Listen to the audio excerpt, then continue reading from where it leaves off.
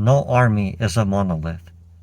No matter how massive, how heavily armored, or how terrifying an enemy appears on paper, they are never truly invincible. An army is a living organism. It breathes, it stretches, and most importantly, it moves. And Sun Tzu teaches us that the moment an enemy moves, they transition from a state of total solidity to a state of vulnerability. This is the essence of being a conqueror, knowing that an enemy's strength is fluid, keeping your own lines perfectly unbroken, and having the absolute patience to wait for the cracks to appear. To see how a modern force embodies this, we have to look past the initial invasion of Ukraine and look at the brutal, grinding war of attrition that followed. Sun Tzu writes that a master commander creates a force so tightly knit, so harmonious, that it gives absolutely no clues to the enemy of its internal workings. It offers no gaps. Think back to the defense of the city of Mariupol in early 2022, specifically inside the sprawling Azovstal steelworks. A vastly outnumbered, completely surrounded group of Ukrainian defenders held off a massive Russian siege for nearly 3 months. How? Because their defensive formation was solid, deeply coordinated, and airtight. Despite relentless bombardment, they gave the Russian military no internal friction to exploit, tying down thousands of enemy troops and disrupting the entire Russian timeline.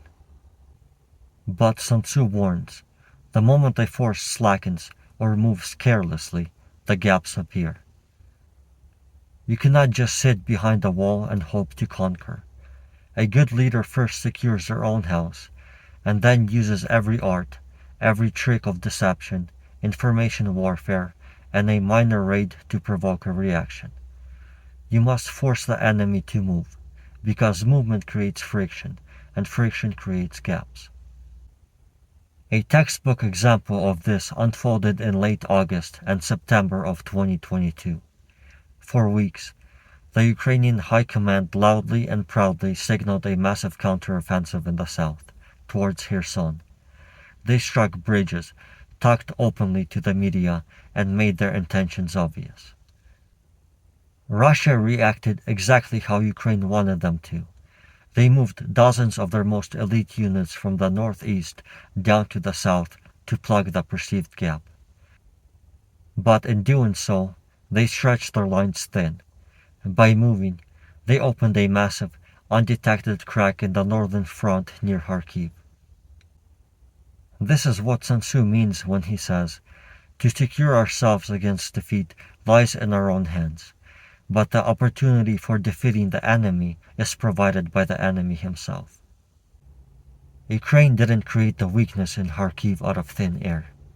They manipulated the Russian forces into creating it themselves. And the moment that gap appeared, the Ukrainian army didn't hesitate. They launched a lightning-fast armored blitzkrieg through the weakened Russian lines, reclaiming thousands of square kilometers of territory and capturing vast stores of abandoned Russian armor in a matter of days. The perfect plan is useless if the enemy remains perfectly static. True conquest relies on creating the precise conditions where the enemy feels compelled to make a move and hands you their own defeat. If you want to be a conqueror, remember the golden rule of the ancient masters. Lock down your perimeter so tightly that you are unassailable. Then poke, prod, and bait your opponent until they shift their weight. When they move, they fracture, and when they fracture, that is when you strike. To bring it all together, the true essence of being a conqueror isn't about brute force. It is a game of psychological chess played with physical armies. As we saw in the shifting fronts of the Ukraine war, an enemy is only as solid as their current position. The moment they are provoked into Russian forces across the map, their internal cohesion fractures, their discipline slips, and the gaps open up. Ukraine didn't defeat the Russian lines at Kharkiv by smashing through their strongest points. They locked down their own house, baited the Russian command into overextending elsewhere, and walked right through the open door the enemy created for them. When you are up against a seemingly overwhelming force, look at the situation through Sun Tzu's lens with these three rules. Become airtight first. Before you even look for a fight, eliminate your own vulnerabilities. If you offer no gaps, you remain fundamentally unconquerable. Force the reaction. Don't strike a static target. Use deception, feints, and pressure to force the enemy to shift their weight. Pounce on the friction. The perfect strategy requires patience. Secure your perimeter, watch for the cracks that movement naturally creates, and when the enemy makes their mistake, move with absolute finality. In any conflict, remember, you provide your own armor, but the enemy provides your victory.